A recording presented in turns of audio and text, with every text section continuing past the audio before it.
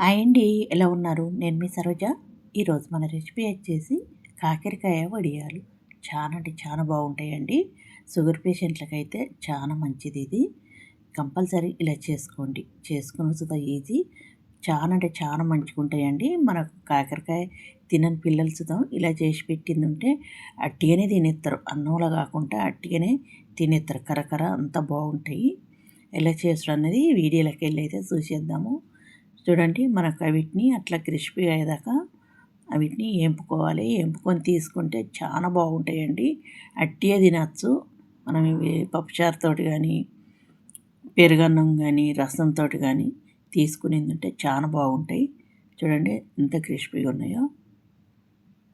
టేస్ట్తో చాలా బాగుంటాయి. అన్నంతో అయితే సూపర్ ఉంటాయండి. పప్పుచారుతో కానీ పెరుగన్నం రసంతో దేంతో అయినా కడుపు నిండా తినేయచ్చు. అంత బాగుంటుంది. కరకరలాడుతూ చాలా బాగుంటాయి. వీడియోని కిట్ చేయకుండా చివరి దాకా చూడండి. ఫస్ట్ టైం మన ఛానల్ చూసే వాళ్ళైతే పక్కకున్న బెల్ ఐకాన్ కిట్ చేయండి. నేను పెట్టే ప్రతి వీడియో మీ ఫోన్కు నోటిఫికేషన్ రూపంగా వస్తుంది. వెంటనే చూసేయచ్చు. ఇప్పుడు నేనైతే 1 కేజీ కాకరకాయలు, చిన్న కాకరకాయలు తీసుకున్నా. మీరు పెద్దవి తీసుకున్నా పర్లేదు. అట్లా వెనక భాగం ముందు భాగం కట్ చేసుకోవాలి. కట్ చేసుకున్నాక వీటిని చిన్న చిన్న మనం పీసెస్ లాగా కట్ చేసుకోవాలి. ఎంత సన్నగా వీలైతే అంత సన్నగా కట్ చేసుకోండి. మనకు తొందరగా ఆరుతాయి. చూడండి, నేనైతే అంత మందంతో కట్ చేసుకున్నా. ఇప్పుడు వీటినున్న విత్తనాలు అంటే మనకు కొంచెం గింజ ముదిరిందంటే తీసుకోండి, లాతగా ఉన్నాయి ఉంచుకోండి, ఏం పర్లేదు. ఇప్పుడు అన్నిటినీ అట్లా కట్ చేసుకున్నాక ముదిరిన విత్తనాలు ఉంటే తీసుకోండి, లాతవి ఉంటే ఉంచుకోండి. చూడండి, అన్నీ అట్లా మనం ఆ సైజులో కట్ చేసుకోవాలి. కట్ చేసుకున్నాక అన్నీ ఒక ప్లేట్లకు తీసుకోండి. మీరు తెచ్చినాక కట్ చేసుకొని తీసుకోవాలి.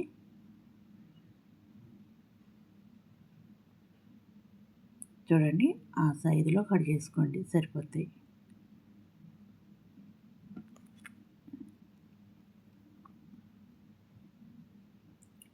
మీకు తెస్తాం అన్నీ అలాగే కట్ చేసుకోవాలి.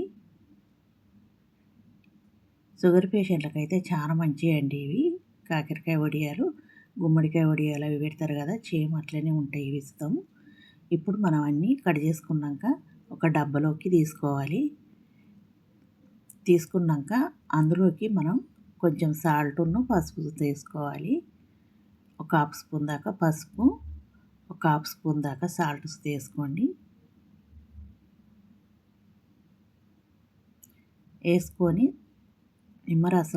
నిమ్మకాయలు ఉంటేనేమో 2 కట్ చేసి రసం తీసేసుకోండి. నా దగ్గర నిమ్మరసం ఉంది కాబట్టి నేను రసాన్ని వేసుకుంటున్నా. నిమ్మరసం లేకపోతే 2 నిమ్మకాయలు కట్ చేసి రసం తీసి వేసుకోవాలి. నిమ్మరసం వేసుకున్నాక ఇప్పుడు అంతా బాగా కలుపుకోవాలి. వీటిని వక్కలన్నీ మనం వేసిన ఉప్పు పసుపు అంతా పట్టేటట్టు మూత పెట్టేసి అట్లా అనుకోండి, మంచిగా కలుపుతాయి. ఇప్పుడు దాన్ని పక్కకు పెట్టుకోండి. పక్కకంటే మనం నైట్ అంతా ఉంచుకోవాలి. మీరు పొద్దున కట్ చేసింది ఉంటే ఒక 5-6 గంటలు ఉంచుకోండి. అట్లనే పప్పు మనం నానబెట్టుకోవాలి. నేనైతే వక్కలు నైట్ అంతా ఉంచుకున్నా కాబట్టి పప్పు నైటే నానబెట్టుకున్నా. ఒక చిన్న కప్పుతోటి 1 కప్పు మినపప్పు నానబెట్టుకోవాలి. అట్లనే ఒక 5-6 గాల పచ్చిమిర్చి తీసుకోవాలి. 1 స్పూన్ సాల్ట్ వేసుకొని కొద్దిగా జీలకర్ర వేసుకొని మనం దీన్ని మెత్తటి పేస్ట్ లాగా పట్టుకోవాలి. నేను పప్పును వక్కలు నైటే నానబెట్టి ఉంచుకున్నాను కదా, అట్లనే చేసుకోండి. ఆ పద్ధతిలో చేసుకుంటేనే బాగుంటుంది. పప్పు నానుతుంది, మనకు వక్కలతో నానుతుంది. వక్కల నుంచి ఇప్పుడు మనం రసం తీసుడు అవసరం లేదు. అట్లనే మనం ఒక ప్లేట్లోకి తీసుకోవాలి. మీకు చేదు ఏమి ఉండవు చేదు ఇట్లా అనుకుంటే గట్టిగా పిండి వేసుకుంటే కొంచెం రసం వెళ్తుంది. పిండకున్నా పర్లేదు, మనకు అట్లుంటేనే బాగుంటుంది. ఇప్పుడు మనం పట్టుకున్న పేస్ట్ని ఆ వక్కల్లోకి వేసుకోవాలి. వేసుకొని ఇప్పుడు వక్కలకు పట్టేటట్టు బాగా కలుపుకోవాలి. ఈ మినప పేస్ట్ తోటి వక్కలన్నీ అట్లా కలపాలి. టేస్ట్ అయితే చాలా బాగుంటాయండి. కరకరలాడుతూ మనకు అన్నంలో కాదు ఏంచి పెట్టింది ఉంటే పిల్లలకు అట్టిగానే తినేస్తారు. అంత బాగుంటాయి. మీరు ఒక్కసారి ట్రై చేసింది ఉంటే 1 కేజీతోటి కాదు 5, 6 కేజీలతోటి పెడతారు. అంత బాగుంటుంది. చూడండి ఇప్పుడు అట్లా అంతా వక్కల పట్టేటట్టుగా కలుపుకున్నాక ఇప్పుడు వీటిని ఎండలనే ఆరబెట్టుకోవాలి. ఎండ అన్నది కంపల్సరీ. ఇప్పుడు ఒకటి కాటన్ క్లాత్ మీద మనం ఇవన్నీ అట్లా వేసుకోవాలి. చూడండి అట్లా లైన్గా అన్నీ ఒకదానికొకటి అంటకుంటే వేసుకోండి. ఇప్పుడు ఎండలు ఎక్కువ కొడుతున్నాయి కాబట్టి మనకు 2 రోజుల్లోనే నాకు ఇవాళ రేపు 2 రోజులు పట్టింది అంతే. 2 రోజులలోనే మనకు గలగల అయిపోయినాయండి. ఎండలు కొడుతున్నాయి కదా తొందరనే మనకు ఇవి ఆరుతాయి. చూడండి నేను సాయంత్రానికి చూపిస్తున్నది. సాయంత్రం వరకు అట్లయినాయి. ఉదయాన్నే పెట్టుకుంటే వీటిని ఇంకోవైపు అట్లా వేసుకోవాలి.